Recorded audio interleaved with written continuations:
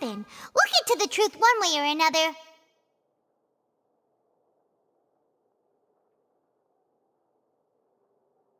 Just relax. Even if everyone else suspects Lyney and Lynette, at least we will be supporting them from the stands. Besides, I doubt Farina understands any more about what happened than we do. Thanks, Navia. Well, we'll be going then. Best of luck to you.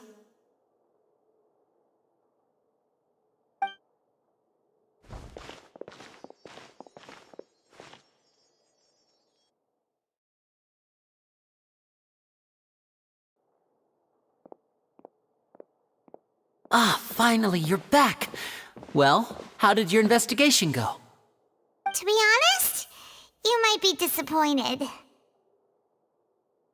No. We're already very grateful that you were willing to help. Well now, don't you all look disappointed. Don't tell me that your investigation came up empty-handed. That was to be expected, of course. The guilty can never produce proof of their innocence. But don't let that stop you. I shall be terribly disappointed should you, my most anticipated foe, concede so easily. Since both parties are present, I declare that the trial regarding the magic show incident is now in session. Firstly, in order for the audience to understand the causes and results of the incident, could we please have Mr. Lyney explain the trick? Yes, of course. I will explain while Lynette demonstrates on stage. All the necessary items have been prepared.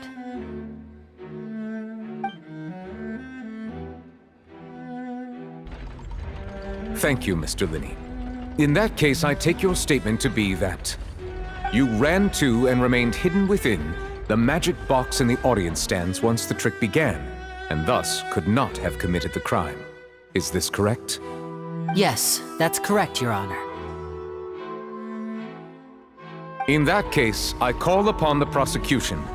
Lady Farina, do you wish to refute his statement in any way? Why, of course I do. Allow me to take the first shot and break this case wide open. Mr. Lyney is clearly lying. There is no way you could have been in the box the whole time if you were to abduct Halsey and murder Cowell. In fact, I'd say you were hardly in that tunnel at all. That is simply your hypothesis based on the presumption that I'm guilty. Oh, is that so? And if I may ask, what did you hear while you were inside your box? The roaring countdown of the crowd, of course. That's how I kept track of the time and built anticipation for the finale. And you didn't hear anything else at all? Nothing that might leave an impression of any kind? No, nothing. I see. But when the count reached 30 seconds or so, there was a thud. One so loud that I believe practically everyone heard it. Huh? Hey, hang on! Something's not right here.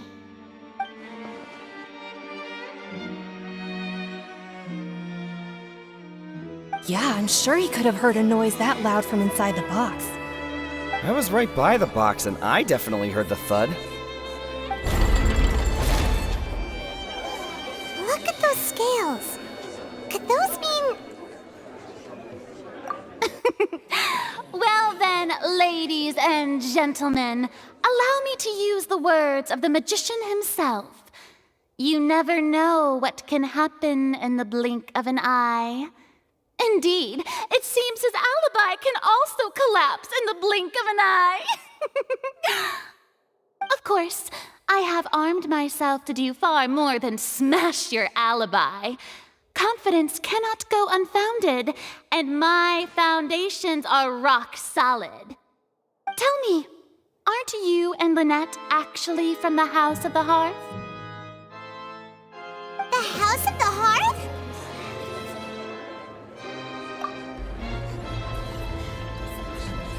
No wonder they did something like this. So the serial disappearances were the Fatoui's doing.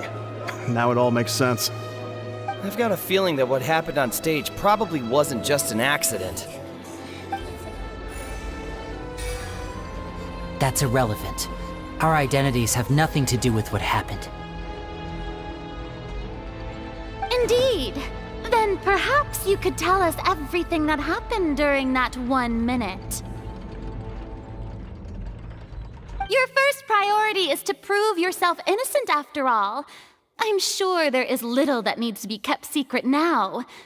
Unless your script already has holes in it. The Outlander is speechless. My, oh my, don't they look flabbergasted? Now comes the infighting and discord, I suppose.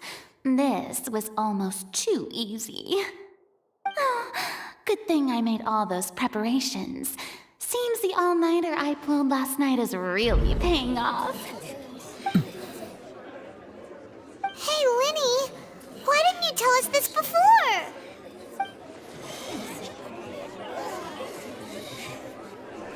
Order! Order! Mr. Lyney, allow me to re-establish the facts. Lady Farina has raised 2 points. First, when the thud was heard in the Opera House, you were neither in the box nor the tunnel. Second, you and Ms. Lynette are both members of the House of the Hearth. Are these claims true?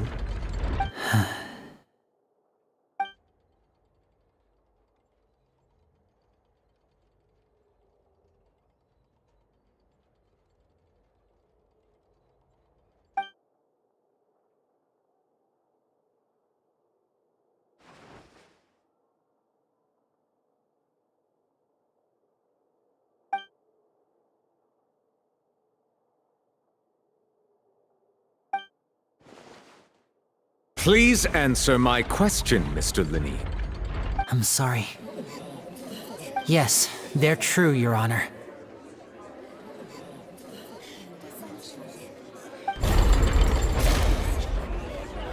I knew it! Well, that's it. We might as well move on to the sentencing already. What should we do now? Granted. In that case, what is your request? Is that really necessary? They're already as good as guilty. The defendant deceived their own attorneys. What is there left to discuss?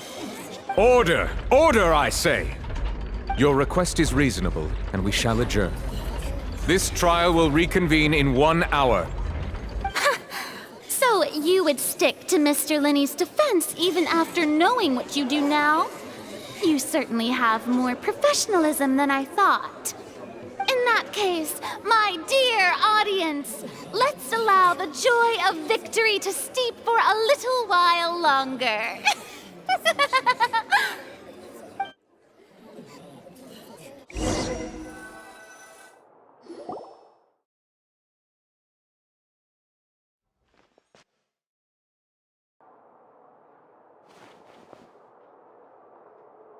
Well, this is awkward.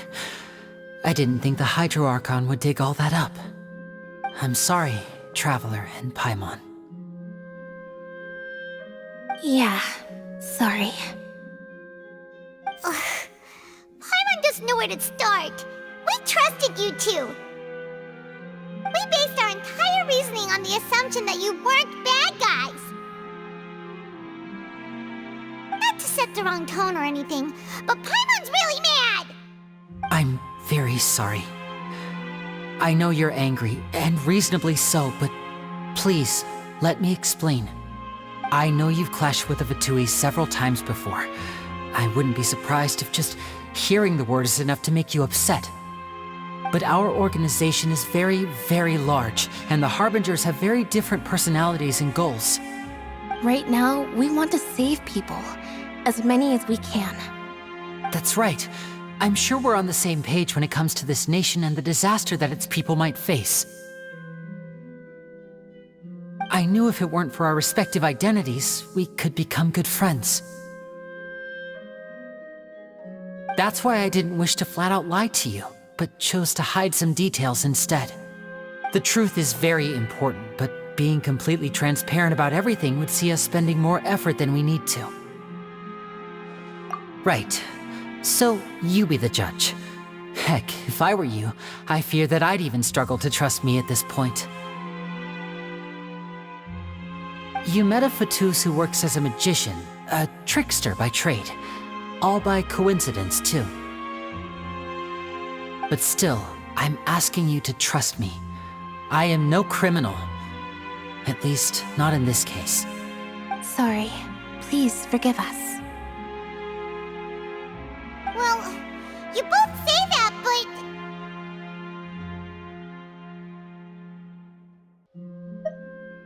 Right, let's hear your answer first, and no lies now! Of course. I'll answer any question you ask.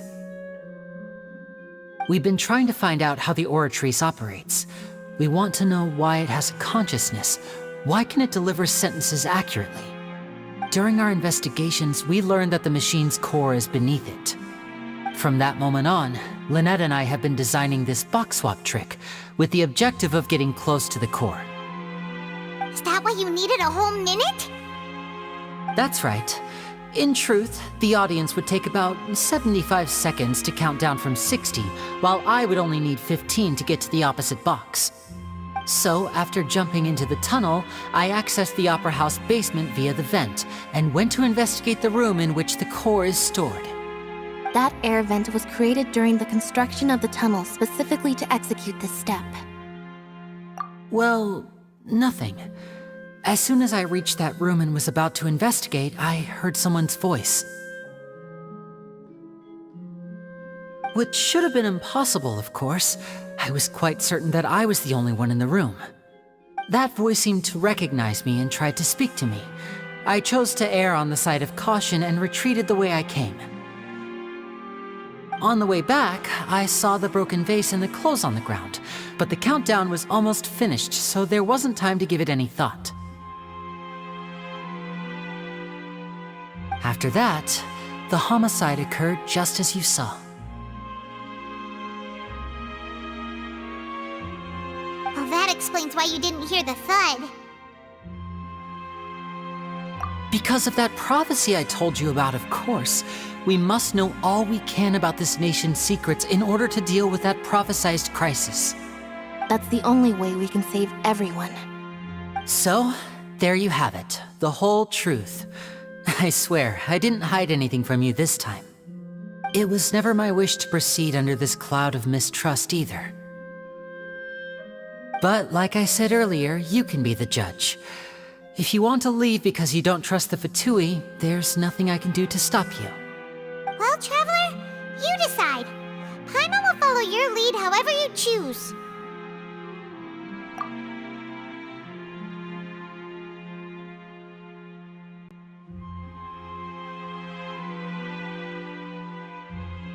Okay, thank you.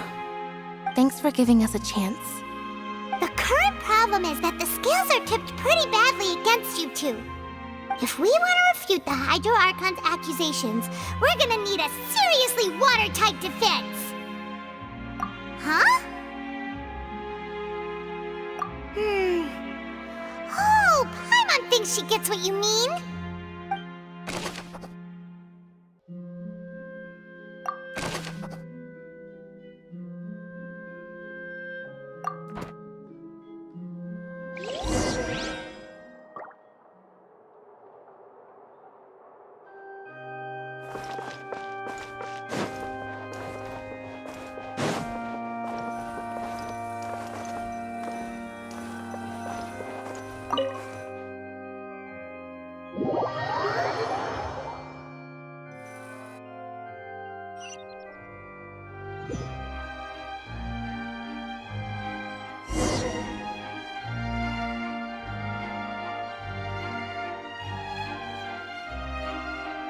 Both parties have returned to their positions. Let us continue the trial. When last we left off, Mr. Lyney acknowledged the new evidence presented by Lady Farina as fact. Therefore, Lady Farina may continue stating her reconstruction of the events.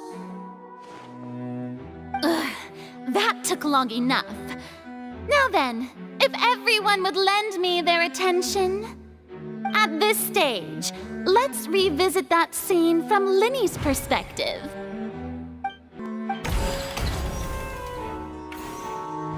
As the countdown began, he entered the tunnel. When the flatbed trolley passed, he opened the box and got into an altercation with Halsey, which caused the loud thud. He did not realize that the sound could be heard by everyone in the opera house, which is why he claimed earlier that he could not hear the sound. Finally, he used the vase to knock her out, before making her change clothes to prevent others from recognizing her. At this time, Cowell arrived in the tunnel, having heard that strange noise, and caught Lyney red-handed.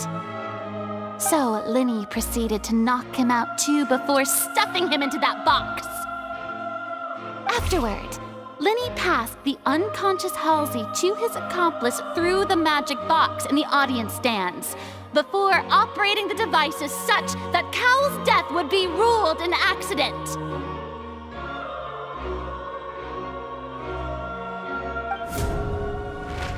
And there you have it. That's the truth behind what happened. Does the defendant's side have any objections to Lady Farina's description of the events? The key to refuting Lady Farina is the order of events, what Lyney experienced, and what he saw.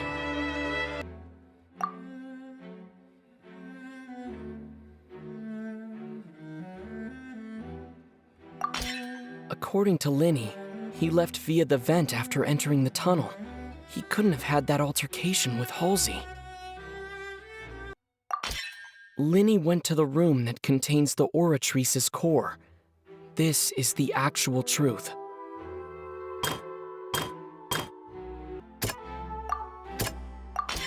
Lyney did not take part in the underground altercation. He only witnessed traces of the aftermath. Attention! Ace Detective Paimon has something to say! When the countdown started, Lyney did indeed go into the tunnel, but he immediately used a vent to access the Opera House basement, which is where the underground core of the Oratrice is stored. Once he reached that area, he heard a voice in what should have been an empty room. Since he felt something was amiss, he returned immediately. The crime scene had already developed by the time he reached the tunnel again, and in order to complete the magic trick, he did not remain there for any length of time.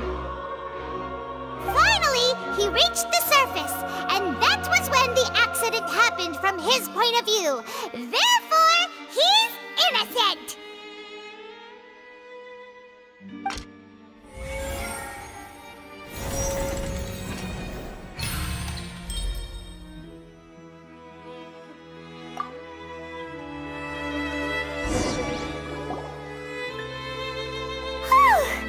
Paimon did it! Paimon actually managed to say all that! Oh, wasn't it awesome? In other words, you believe that he knew nothing of the incident? That's right! My reasoning?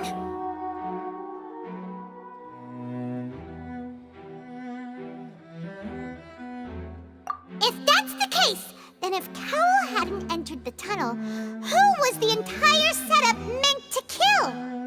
Assuming that what you say is true, Lyney only needed to kidnap the young girl to cause a new disappearance case. What would the point of killing someone on stage be?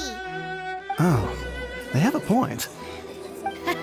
That's right, you tell him! And that's why they're partners of mine. They've managed to turn things around. Oh, well, your denial is very strident, I'll give you that. But what proof do you have to back your claims? Of course I do.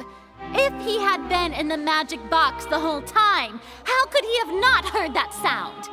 Why do you ask? You're saying that he wasn't?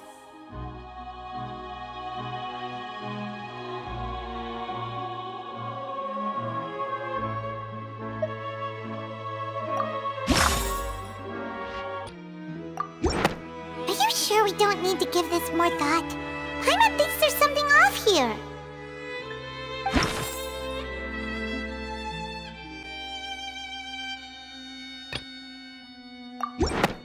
That's right! Lyney wasn't in the box or in the tunnel. That's why he didn't hear anything strange during the performance. This means that when the crime happened, Lyney had already entered the basement via the vent. The same clue you used to disprove his alibi has now become the best proof! How do you like that? Well played. To think you'd use such logic. Well then, if it wasn't Lyney who committed the crimes, then who was it? Huh? That can't be right. Are you serious?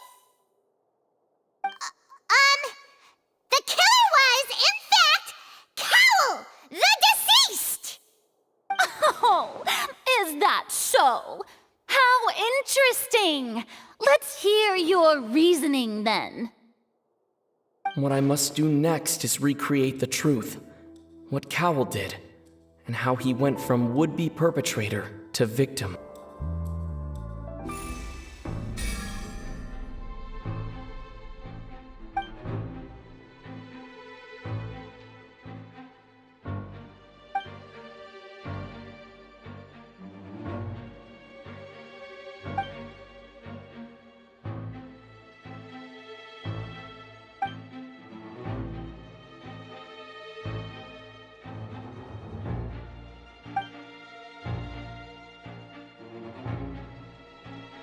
What's wrong, Traveler? Are you still having trouble figuring things out? I see how it is. So this was all just a bluff. And here I thought you had something to show for it. But it seems you're still far from the truth. Look, since we're at a dead end, why not consider a different track?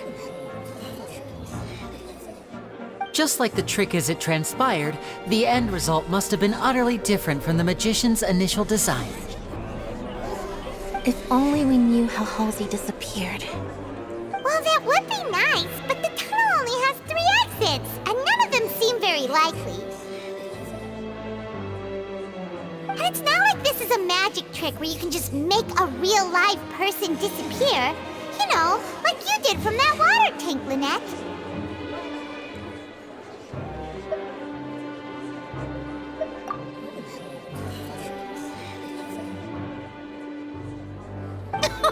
Excuse my interruption, dear opponents, but do you not see that the crowd is growing impatient?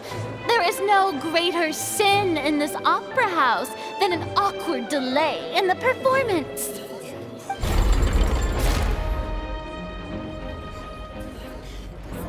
If the defense is unable to make further effective arguments, we will move on to the next stage of the trial.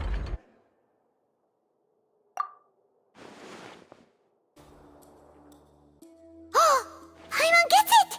It all comes together if Halsey disappeared instead of being kidnapped. Lynette escaped from the water tank, vanishing gradually and leaving only clothes behind. If there's a similar method where a person could be transformed into water...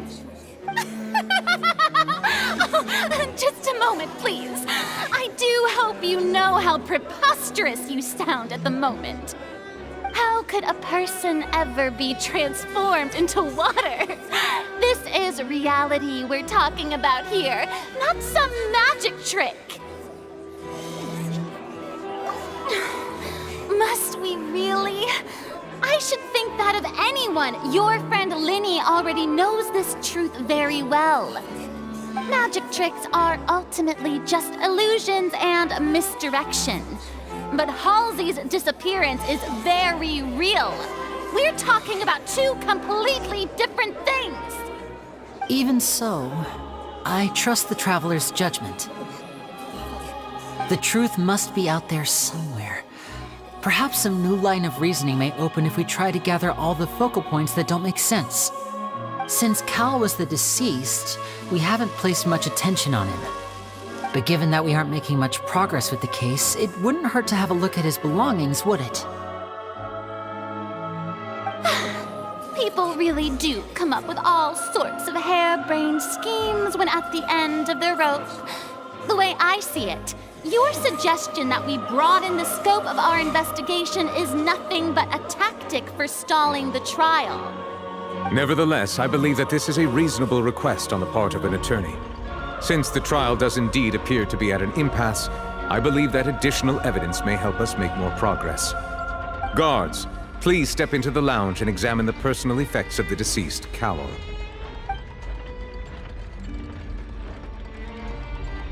We are still examining the items, but we have already made critical progress that we feel must be shared with everyone post-haste. We discovered several test tubes of fluid within Cowell's baggage, each labeled separately.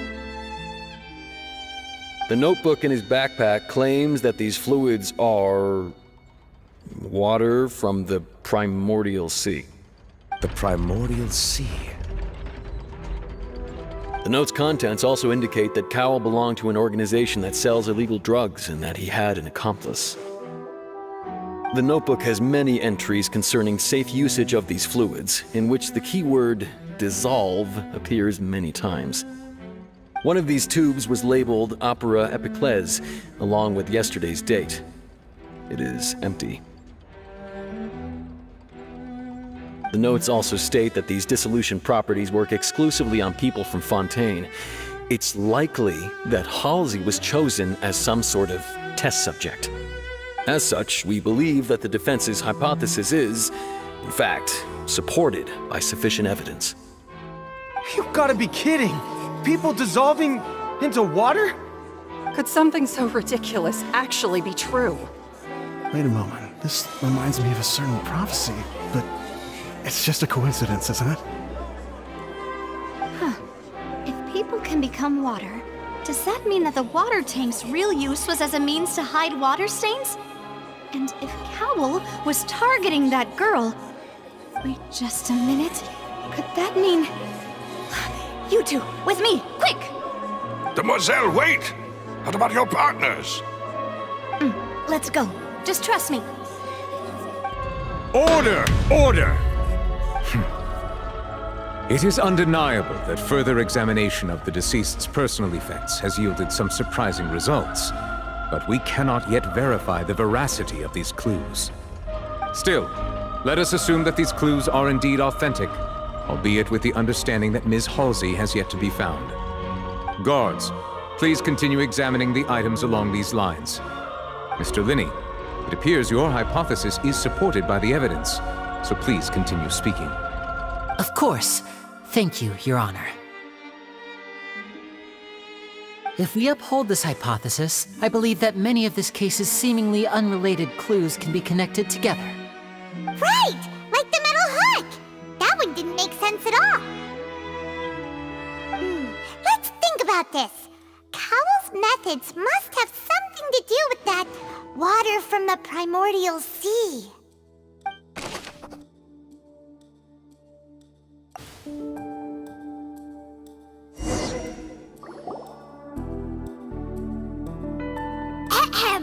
It's Ace Detective Paimon's time to shine again! In the original plan, Cowell would tamper with the water tank rope and the number selector securing his target. When the magic box containing Halsey was lowered, the metal hook would retract gradually and pierce the balloon at the top of the box. When the balloon attached to the box popped, the water from the primordial seed inside it would pour down and dissolve Halsey. Afterward, Cowell would enter the tunnel and break the flower vase to conceal the water inside the tunnel, with the remaining evidence being covered up by the water tank on stage. But he encountered something unexpected in the tunnel and wound up being fatally hit by the same water tank he meant to use to cover his tracks. Huh. That does make sense. That actually links together a lot of the more confusing pieces of evidence.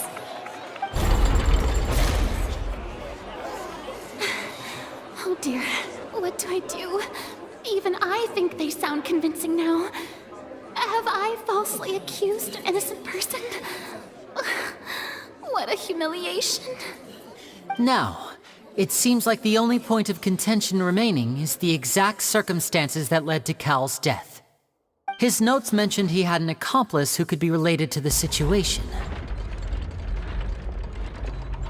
On that note, the guards have just contacted me indicating that they uncovered new evidence.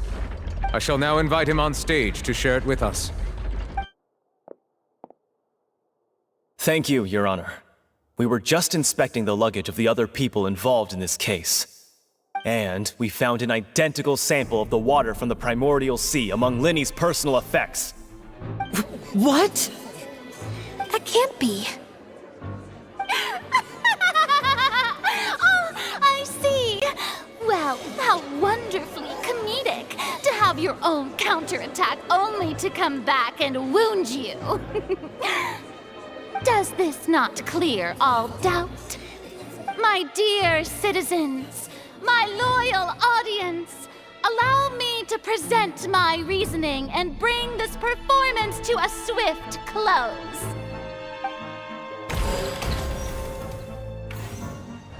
Lyney did not need to take part in the dissolution of the young woman at all.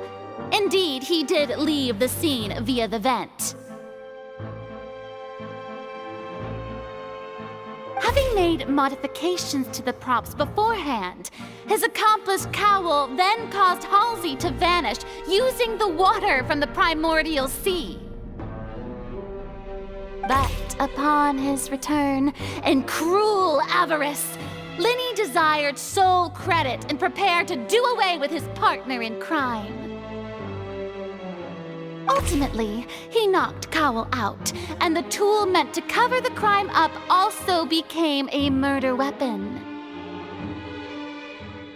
Now, as much as I regret having come to such a viciously straightforward conclusion, it does seem that the famed Fatui is quite the cold-blooded and ruthless organization. Am I right, Mr. Lyney? We've used up all the evidence we collected. There's no way for us to make a rebuttal here. Is this the end of the road?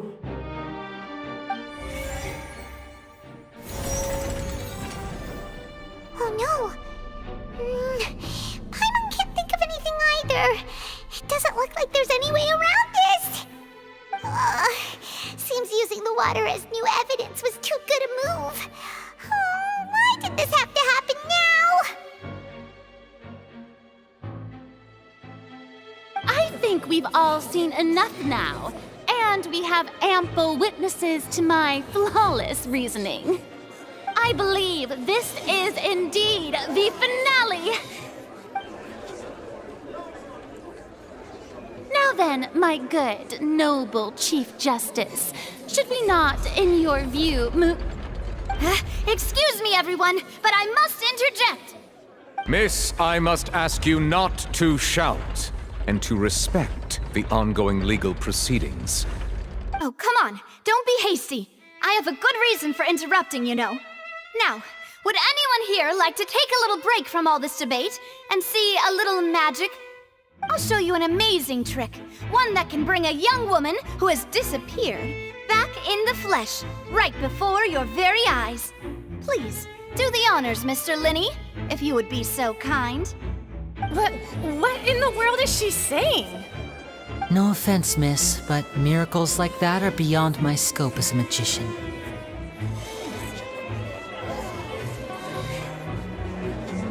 Come on now, don't be silly. Magic is all about misdirection, isn't it? It often conceals the truth while presenting a fascinating illusion.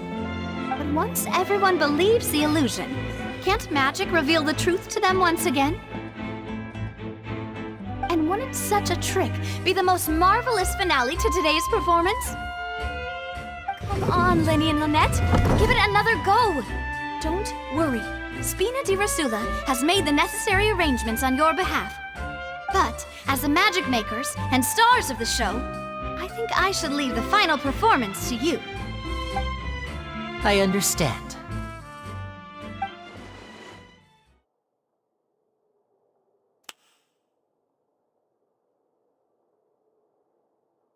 And voila!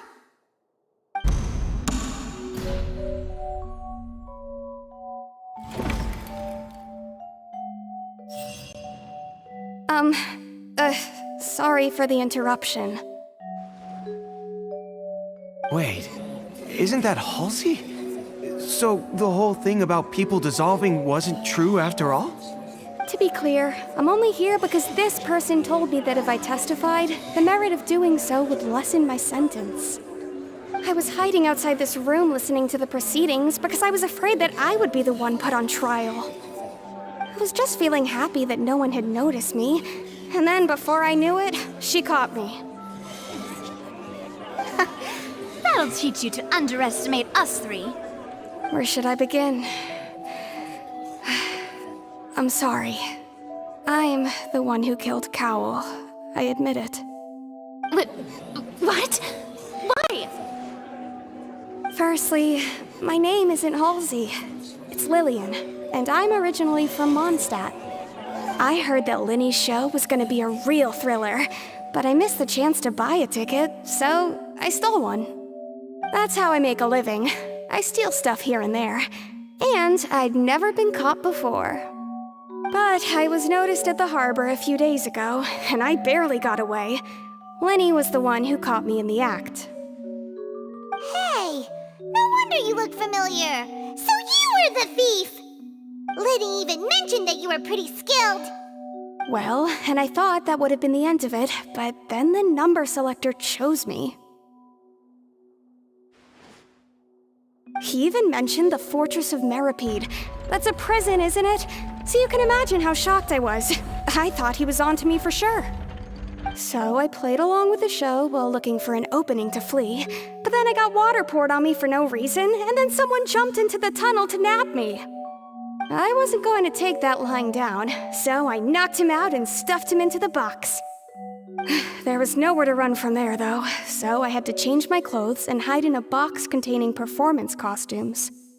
I slipped out after the first guard arrived at the scene and continued hiding inside the opera house. Can a person even hide in there? But I swear I didn't know that the water tank would fall down. Really, I swear it. Had I known that, I wouldn't have put him in the magic box. I may be a thief, but I'm no killer. Well, that makes everything pretty clear now, doesn't it? This time, we need to tell the entire story from Lily-Ann's perspective.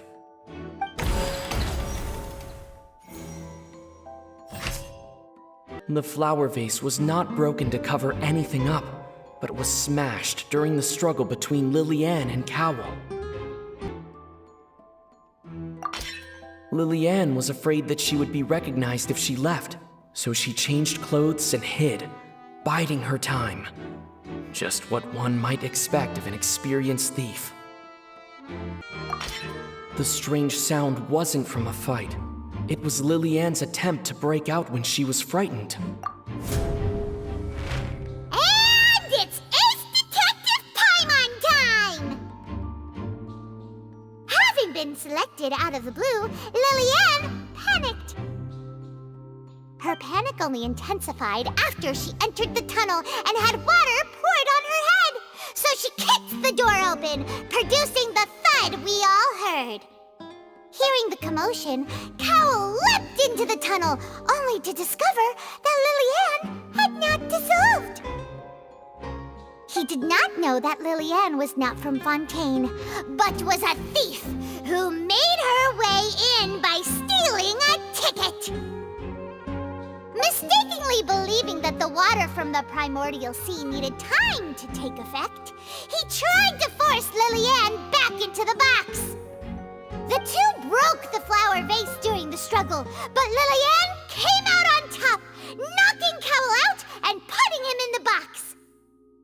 With no way of escaping, she changed her clothes and hid in the costume trunk until the performance ended.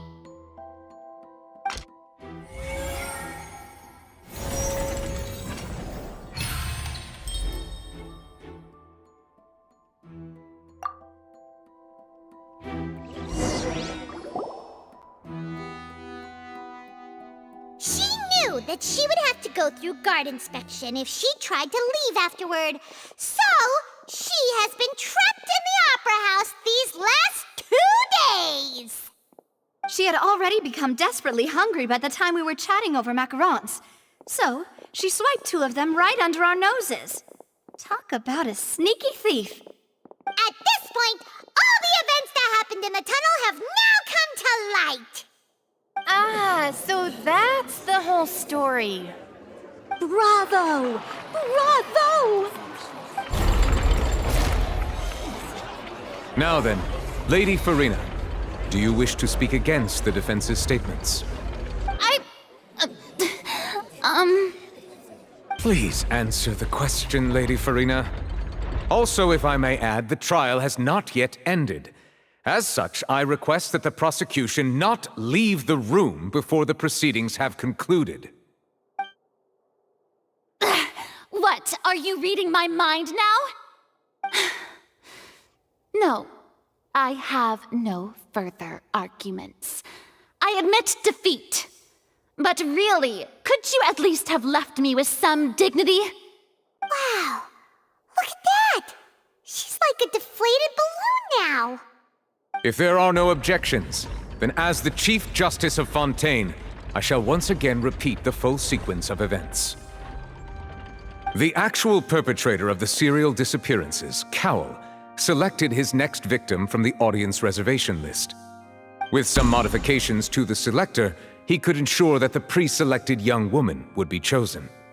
To cover up any evidence while committing the deed, Cowell thought of allowing the water tank to fall, which would conceal the water left behind after the young woman was dissolved.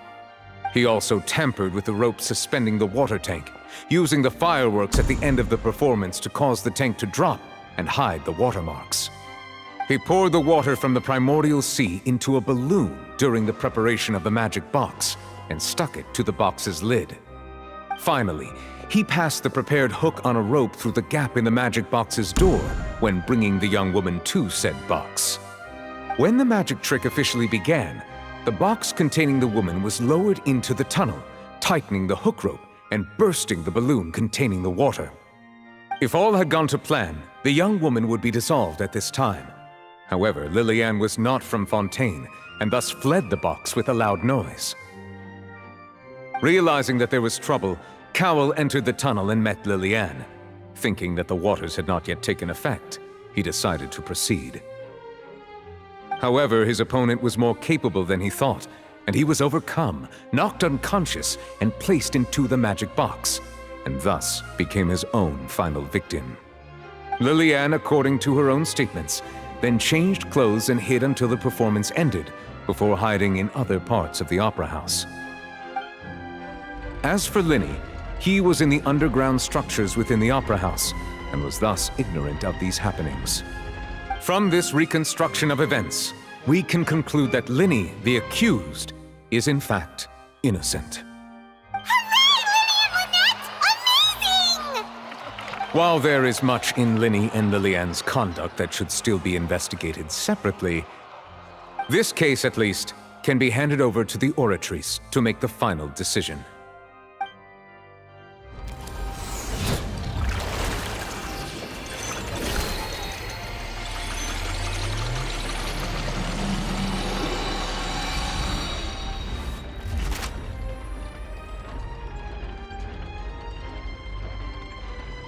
As such, Lyney and Lynette are officially declared not guilty. Victory for Ace Detective Paimon! Great work, partners. Thank you all. Thank you so much. Next, I think we deserve an explanation, Guard Vaughn. How did you find the water from the primordial sea in Lyney's baggage? Right! You're Your discovery caused me to make a serious mistake, you know. Or was that not a discovery, but false evidence that you dared to bring before this court? I suspect that the accomplice mentioned in Cowell's notes was not Lyney, but you, yes?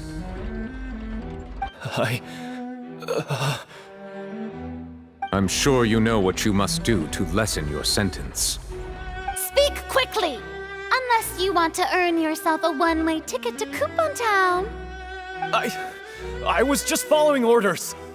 We were supposed to place blame for the serial disappearances onto Lyney, and thus cause suspicion to fall on the Fatui. The higher-ups said this was the best opportunity to do so. And now that your plan has fallen through, and the secrets of the water have been revealed, you have become a liability to said higher-ups, yes? Therefore, you would be wise to tell everything you know, and seek the protection of the guards. Yes, I'll tell you everything I know. Our boss discovered that the water can cause people to dissolve. It can also be made into a potion, which when extremely diluted, can cause people to experience unforgettable exhilaration. We've been in this business for a while now, and have made decent mora off it. The disappearances were also the boss's idea. I mean, this is the boss we're talking about.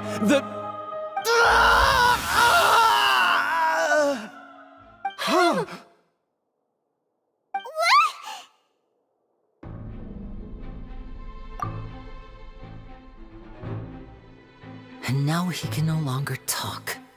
Such ruthlessness. I shouldn't have expected any less of them. An outrageous act. All present, please submit to inspection immediately.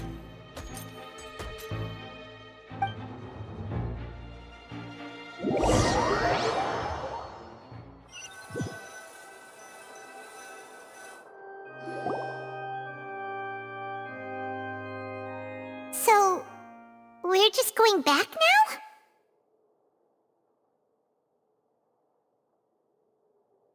That's true, but... Traveler, Paimon! Please wait. Lyney... I know you may not want to speak to me right now. Maybe you don't even want to look at me. But still, let me thank you again for defending me to the end.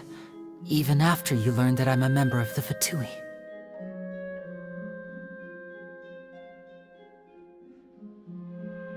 I guess. But regardless, I'd like the opportunity to set things straight. I didn't approach you with any ulterior motives or ill intent.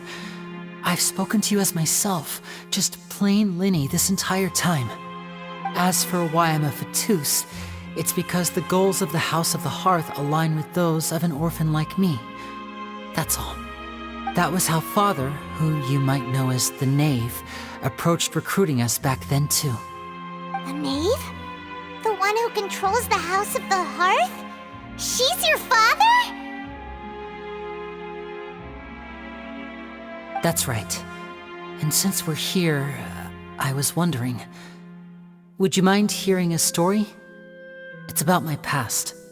Back when our parents first died, Lynette and I were left wandering the streets. To survive, I took to surreptitiously observing an older street performer who did magic. It took me several days to figure out how he pulled off his amazing tricks. I took my sister through several streets until we found a crowded corner, and we began to perform magic tricks there. To my surprise, we proved to be pretty popular, and we could at least stop worrying about where our next meal would come from for a time. But I didn't want my sister to remain a street rat together with me forever. Before long, an aristocrat came to me and claimed that he wished to take us in after watching my performances. So you went from orphans to nobility just like that? That was how we felt at first too. As if fate was on our side and we could say goodbye to those painful days. But I gradually discovered that while we were called foster children, he was really after my talent for magic tricks. He would constantly take me to all sorts of banquets to garner attention, which he would then use to expand his social circles. That doesn't seem too bad either. Better than roaming the streets at any rate. It took a while for me to realize just how dark his heart really was. After one particular performance at a banquet, I discovered that Lynette was not on the same return vehicle as me. I waited a long time after we returned home, but she did not come back. I went to that noble's bedroom and asked him about her whereabouts. The answer he gave me was, she caught the eye of the most eminent person at the banquet, so I sent her over as a gift. I mean, you'll be able to perform your magic regardless of who your assistant is, yes? Oh no. So he was gonna... But wouldn't Fontaine's laws deal with such people? As far as outsiders are concerned, this is a relationship akin to adoption or foster care, and they have their ways of escaping the eye of the law. I managed to ferret out the location of the mansion of that so-called eminent person and hurried through the night. But by the time I leaped over the walls, avoided the guards, and made my way in, all I saw was the moonlit ground covered in blood, and the knave standing there in the darkness. So, she'd already taken care of that guy. That's right. She had rescued my sister before she could come to any harm, and had even discovered several girls hidden in a basement, all of them orphans. Father, I mean, the knave, might have seen something in me, and so she made me an offer. The House of the Hearth welcomes you, for your interests align with ours. Here, none will ever betray you. Indeed, betrayal shall never be permitted here. I was hesitant to trust her. I mean, I had just been betrayed by nobles. But she was also quick to destroy the noble who had taken us in at first, giving us back our freedom. Oh, so that's how the two of you joined the House of the Hearth. She has her own plans. She has gained permission from the Tsaritsa to first use the Gnosis' power when she obtains it. She plans to use it to find a way to break the prophecy and save Fontaine. So, she believes in that prophecy too? That's right. The whole House of the Hearth is currently working to combat that crisis. Today's case has also proven that people from Fontaine can indeed dissolve into some sort of water, thus further supporting the prophecy. All of us house members here, Lady Arlecchino herself included, are from Fontaine. We won't give up on defending our homeland. To us orphans, the only connection we have left to this world, apart from our family, is our homeland. So, from small deeds like distributing magic pockets to huge schemes like stealing a Gnosis, everything is aimed at dealing with that prophecy. It's all right. I understand. The only thing I can do is relate all this to you. I just hope you can understand that even as a member of the House, I have never stopped making my own decisions, and that I believe what I'm doing is right. If you should need anything at all in the future, feel free to find me. I will do my best to help you, as plain Lyney.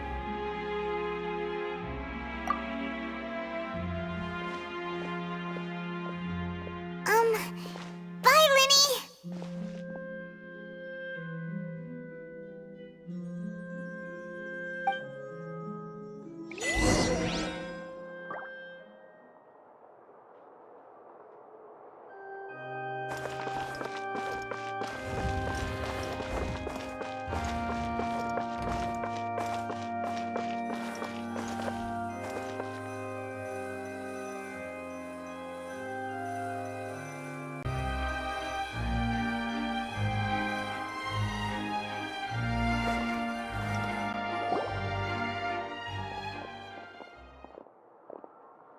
Hey there! What was with the disappearing act you pulled right as the trial ended? Were you looking for us, Navia? Well, this whole thing isn't exactly over, is it? I do feel that we're getting closer to solving the serial disappearances case, though. Don't you think so, too? Huh? What's wrong, my dear partner?